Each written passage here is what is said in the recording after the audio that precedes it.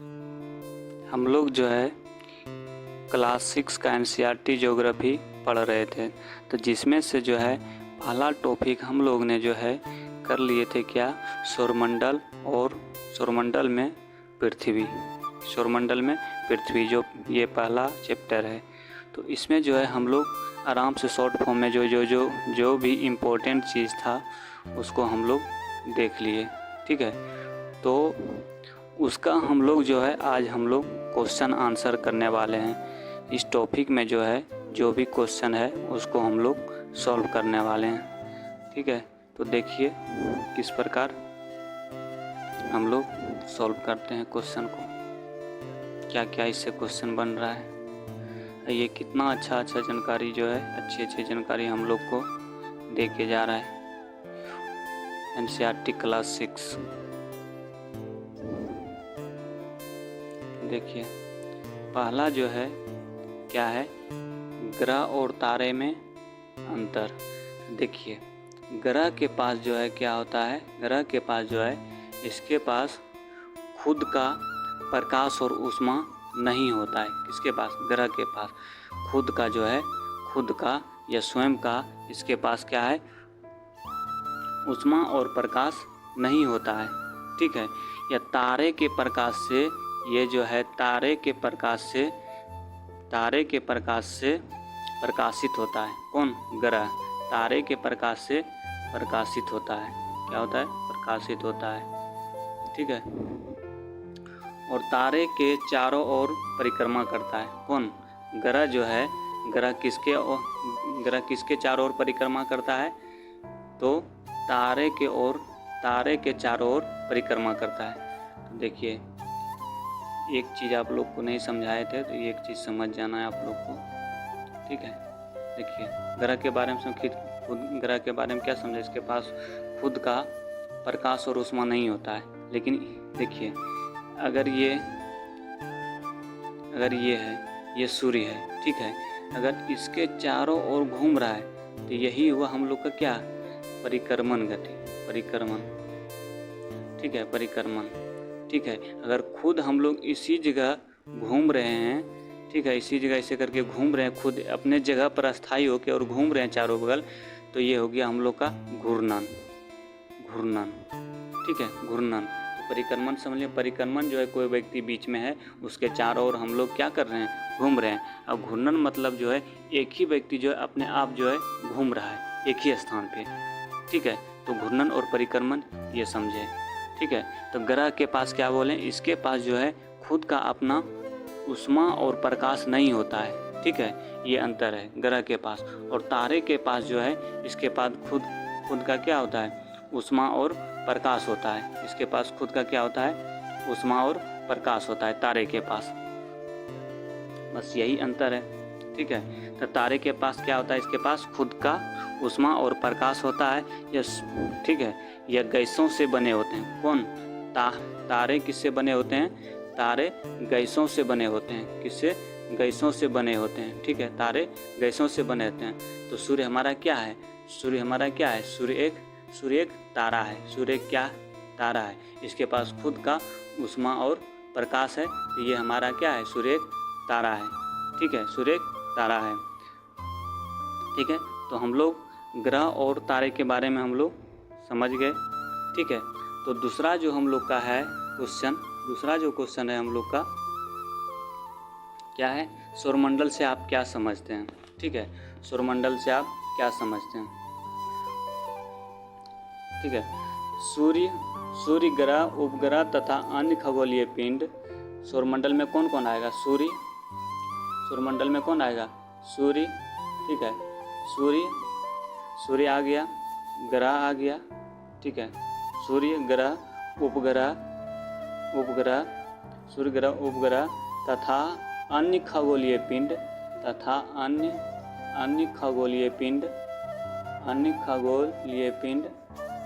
अन्य खगोलीय पिंड से बनने वाला संरचना को सौरमंडल कहते हैं। तो आप लोग जो है सुन के अपने कॉपी में नोट कीजिएगा। ठीक है, सौरमंडल से आप क्या समझते हैं। तो इसका आंसर जो है सूर्य, ग्रह तथा उपग्रह या अन्य खगोलीय पिंडों के बनने वाले संरचना को क्या बोलते हैं? सौरमंडल कहते हैं। सूर्य ग्रह, उपग्रह तथा अन्य खगोलीय पिंडों से बनने वाले संरचना को क्या बोलते हैं? सौरमंडल बोलते हैं। क्या बोलते हैं? सौरमंडल बोलते हैं। ठीक है, क्या बोलते हैं? सौरमंडल बोलते हैं। तो हम लोग जो है पहला क्वेश्चन समझ लिए कि तारे और ग्रह में अंतर, और दूसरा क्वेश्चन हम लोग सौरमंडल को समझ लिए। ठीक है, और तीसरा जो क्वेश्चन है हम लोग का क्या है?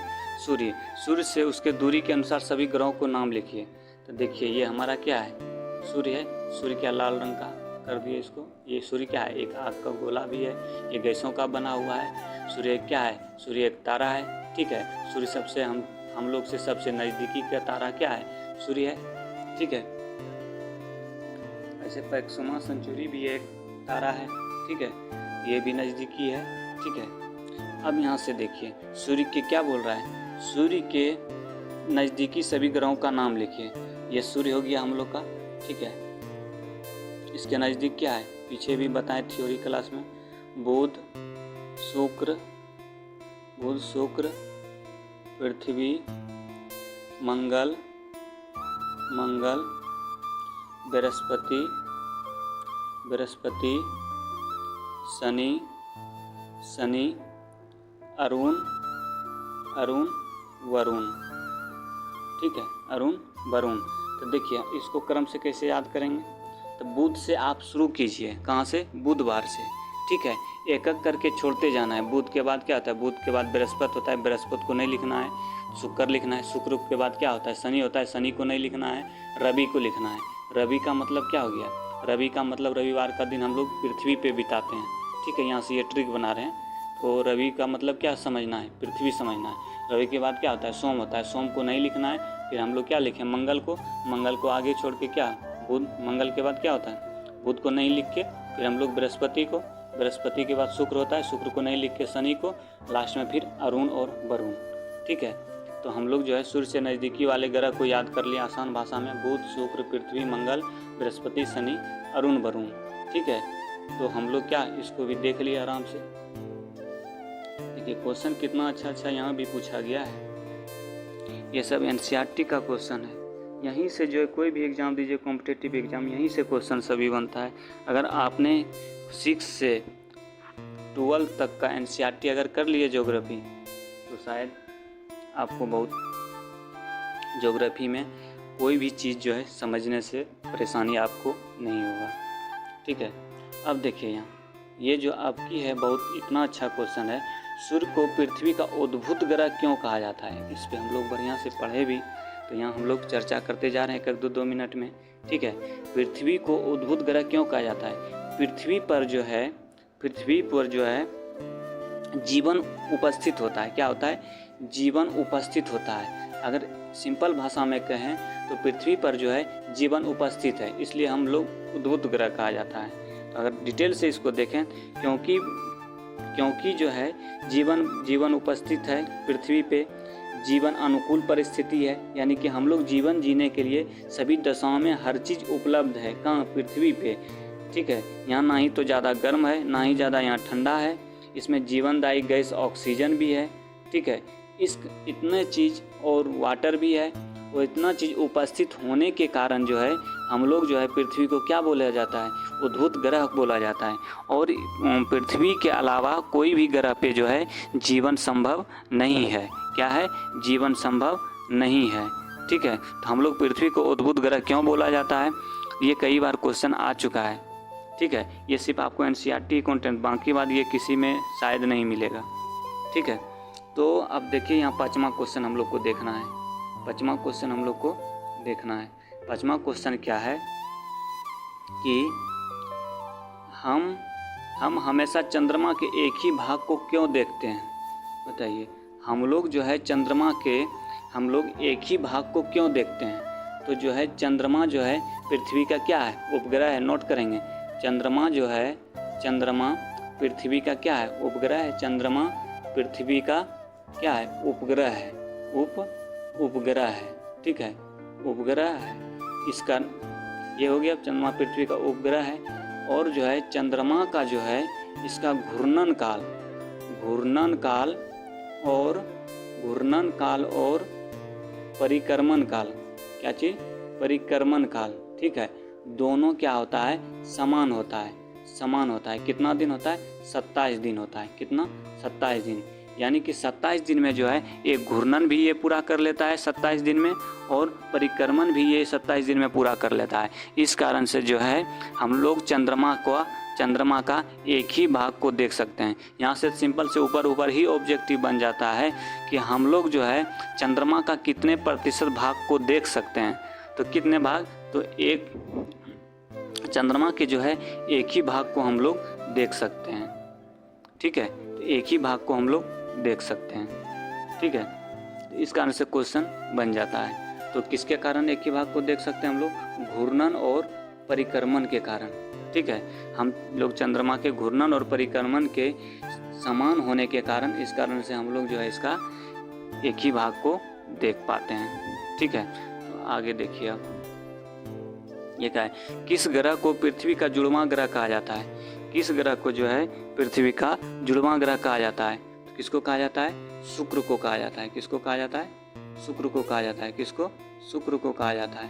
तो हम लोग शुक्र टिक करेंगे, क्या करेंगे, शुक्र टिक करेंगे, ठीक है, शुक्र को, ठीक है। सूर्य से तीसरा सबसे नज़दीकी ग्रह कौन सा है, हम लोग पीछे पढ़ाएं। सूर्य से जो है तीसरा सबसे नज़दीकी ग्रह क्या है, पृथ्वी है। पृथ्वी ये तीसरा सूर्य से नज़दीकी में, सूर्य से नज़दीक में तीसरा ग्रह है। और इसका आकार के अनुसार देखें, आकार के अनुसार देखें तो जो है ये पाँचवा ग्रह है। क्या है, पाँचवा ग्रह है। आकार के अनुसार जो है पृथ्वी कितना ग्रह है, पाँचवा ग्रह है, पाँचवा ग्रह है, ठीक है। तो ये भी नोट करेंगे हम लोग, ठीक है। तो आगे देखिए क्या है, देखिए सभी ग्रह सूर्य के चारों ओर किस प्रकार से पथ का चक्कर लगाते हैं, ठीक है। तो जो है ये दीर्घवृत्ताकार। तो दीर्घवृत्ताकार देखिए कैसे होता है, ऐसे अगर ये चक्कर लगा रहा है तो ये हो गया हम लोग का दीर्घवृत्ताकार। क्या हो गया, दीर्घवृत्ताकार, ठीक है, दीर्घवृत्ताकार। अगर हम सिर्फ वृत्त के रूप में घूम रहे हैं तो ये हो गया वृत्ताकार, तो समझिएगा। तो सभी ग्रह सूर्य के चारों ओर किस पथ में चक्कर काट रहे हैं, तो ये हो गया दीर्घवृत्ताकार। कई बार बीपीएससी में भी क्वेश्चन आ चुका है और सब कॉम्पिटिटिव एग्जाम में ये सब क्वेश्चन आता है। बस यहीं से ही ऑब्जेक्टिव बनता है, ठीक है। वहाँ के बाद कोई भी किताब पढ़ने की ज़रूरत नहीं है। अगर आप एनसीईआरटी 12 तक कर लिए तो ज्योग्राफी से शायद कोई बाहर क्वेश्चन आएगा, ठीक है। तो आगे देखिए, ध्रुव तारे किस दिशा को ज्ञान होता है। तो देखिए ये क्वेश्चन पहला बीपीएससी जब आया था ना, तो इसमें पूछा गया था। तो ये जो है उत्तर दिशा की ओर इंगित करता है। ध्रुव तारे से किस दिशा को ज्ञान होता है, तो उत्तर दिशा की ओर ज्ञान होता है। और ये पीछे वाले जो क्लास हुआ उसमें भी समझाएं, उसका डिटेल समझाएं ध्रुव तारे के बारे में।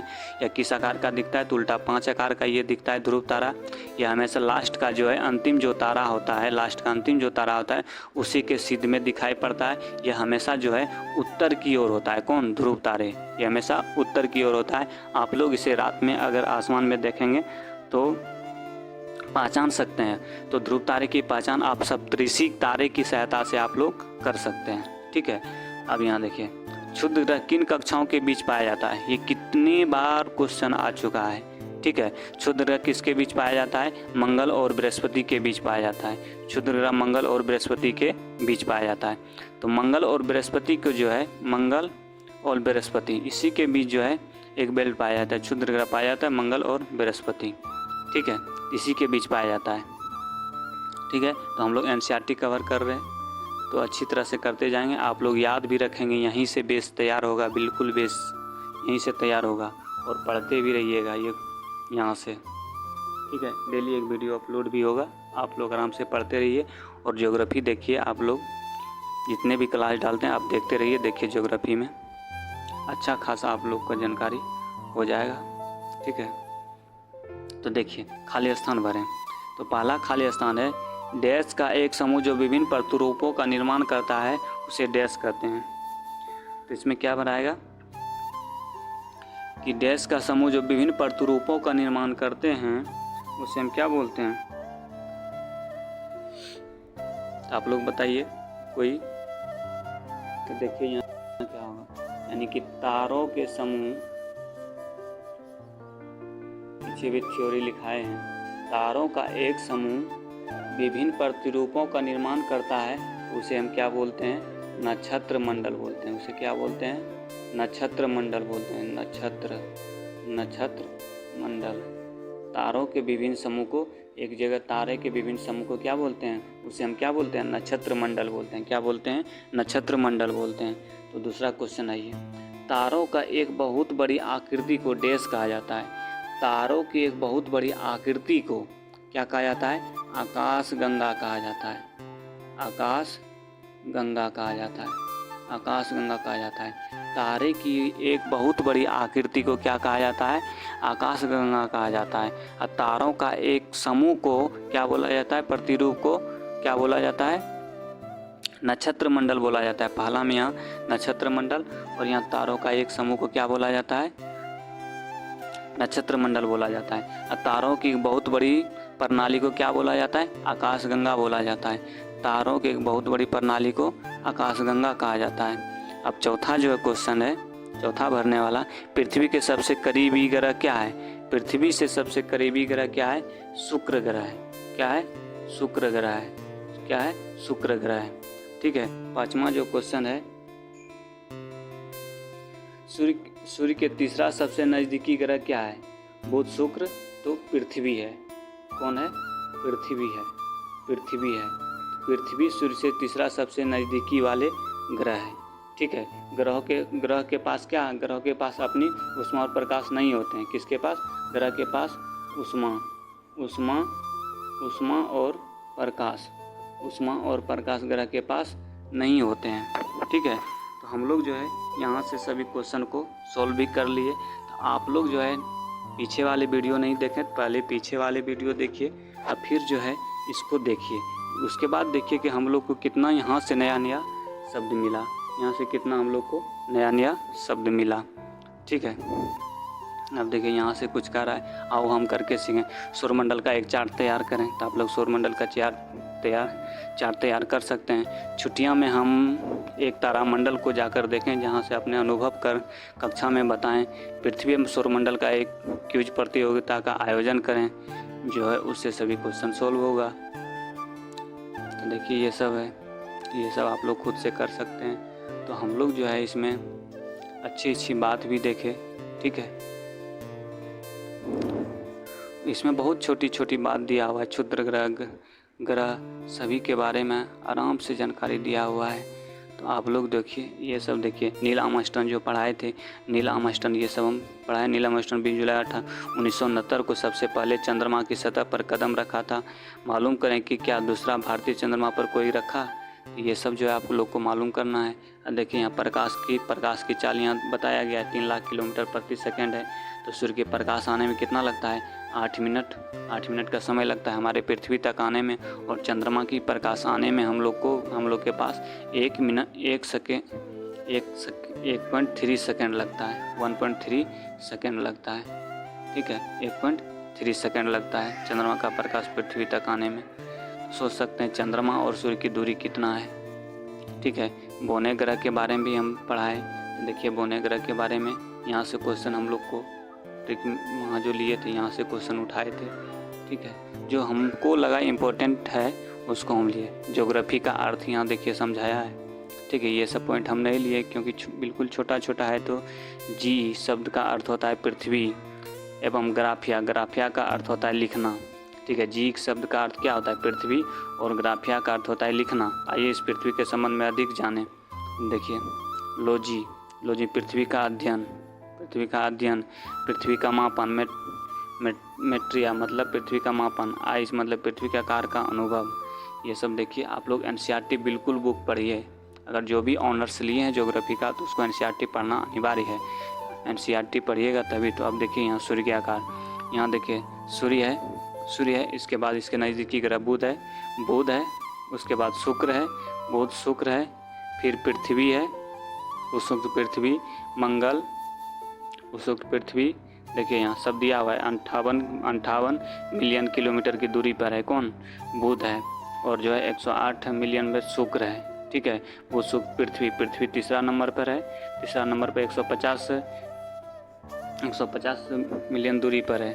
ठीक है। ये मंगल 228 मिलियन की दूरी पर है।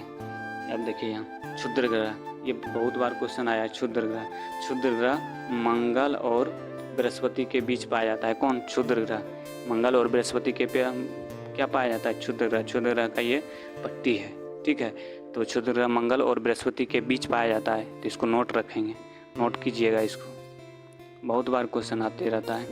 अब देखिए एक चीज़ और आप लोग को बता देना चाहते हैं, देखिए एकदम ट्रिकली से, ठीक है, एकदम ट्रिकली से आप लोग को एक बात और बता देना चाहते हैं। देखिए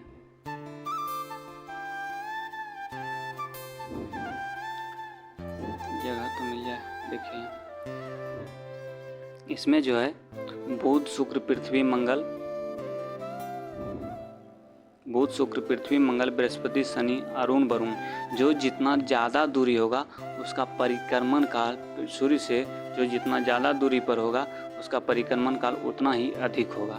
देखिए परिक्रमण काल यहाँ शून्य है, सूर्य से जो ज़्यादा दूरी होगा उसका परिक्रमण काल उतना ही अधिक होगा, ठीक है।